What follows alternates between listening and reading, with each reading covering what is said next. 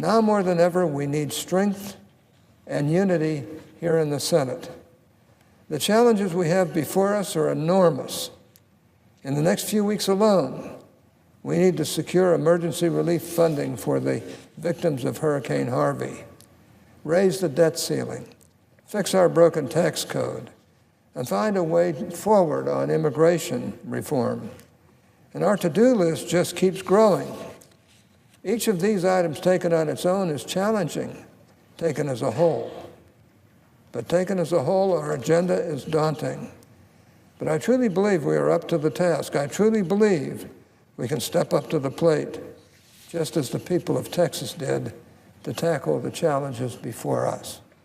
Mr. President, before we adjourn for recess, I came to this lectern to issue a call for comedy, cooperation, and compromise. My message that day was simple. If we are serious about legislating, if we are truly committed to doing the work the American people sent us here to do, then we must look beyond the horizon of our differences and find common grounds. Since January, this Congress has been its own worst enemy. It has been marred in the muck of its own making, bogged down by partisan squabbles and ripped by gridlock, the likes of which I've never seen in all my years of public service. I wish I could say the situation across the country is better, but sadly it isn't. The polarization we see here in the Senate is only indicative of the division we see all around the nation. The events of August threw that division into sharp relief, but they also showed us our ability to heal, our remarkable capacity to lay aside superficial differences in moments of crisis to come together as one. In Charlottesville and Houston, August brought us a tale of two cities, one that showed us at once both the weaknesses and strengths of our great country. In Charlottesville, we saw the worst of America on full display. In the violence, vitriol, and vulgar racism of Nazi demonstrators, we stared evil in the face, and in the terrorist attack that ensued, we saw the ideology of hatred brought to its logical end point. None of us will soon forget this attack on innocent civilians. Through the stagnant, humid air of that hot summer's day, we caught a glimpse of the darkness buried deep in the soul of America. Mr. President, Charlottesville was more than a tragic event. It was a gut-check moment for all, and for all Americans. It was a national low point that demanded all of us to take stock of where we are as a society and where our rhetoric is taking us.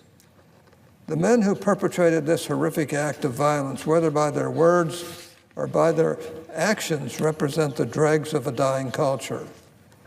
But if the violence in Charlottesville showed America at its worst, then the rescue and recovery efforts in hurricane-ravaged Houston showed our country at its best.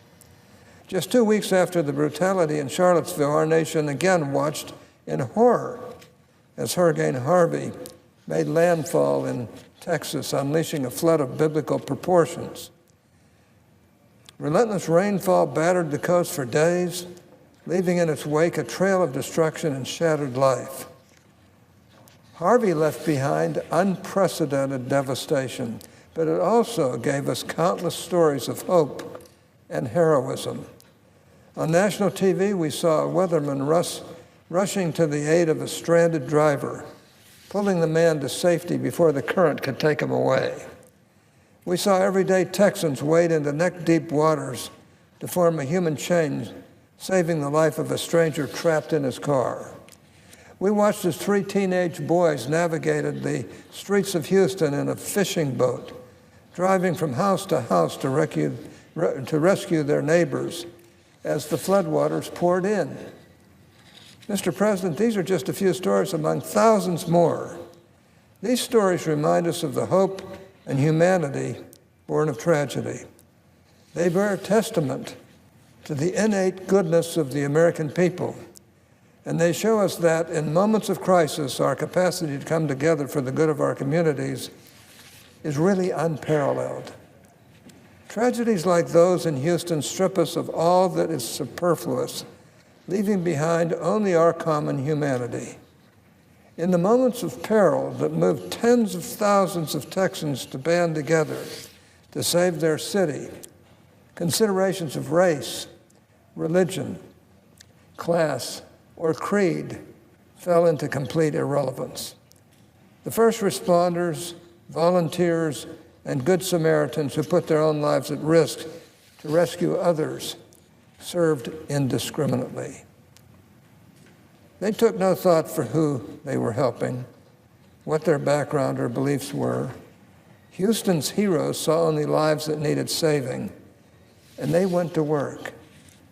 Mr. President, if there's any good to come from tragedy, it's that for a brief but beautiful moment, we are able to see each other as we truly are, not as Republicans or Democrats, rich or poor, black or white, but as members of the same community, partakers of the same human condition, and children of the same God, Mr. President. For a brief moment, we are able to see each other as Americans. I pray that the hope of Houston may inspire all of us here in the Senate.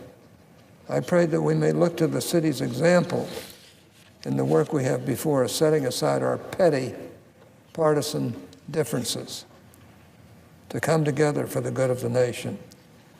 I pray that as senators we might see each other as friends and equals, partners and patriots anxiously engaged in the important work of legislating. And I pray that we can esteem each other by our mutual love for this great country, not by the R or D that follows our names. Now more than ever, we need strength and unity here in the Senate. The challenges we have before us are enormous. In the next few weeks alone, we need to secure emergency relief funding for the victims of Hurricane Harvey, raise the debt ceiling, fix our broken tax code, and find a way forward on immigration reform.